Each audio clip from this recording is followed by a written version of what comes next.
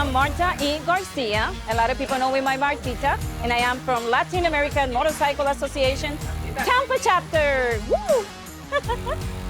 I think that biggest mistake that motorcycles make is like the distractions. Unfortunately, today's day, technology makes a big distraction within motorcycle families. I mean, everybody's like FaceTiming, everybody's like taking pictures, selfies. I have to take videos. There are equipment for that. Hi, my name is Evelyn Bonilla. I'm from the L.A.M.A Tampa chapter.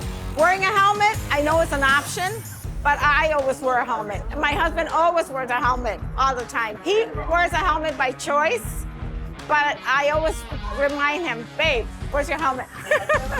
It's a safety issue for me, personally.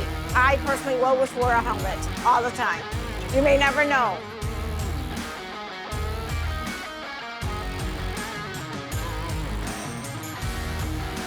People is not up to date what is the laws in each state. I mean, every time we cross states with different aspects, the state laws change.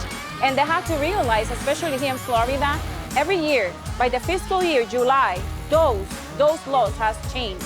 Stay input for that, get information. I think that's one of the biggest mistakes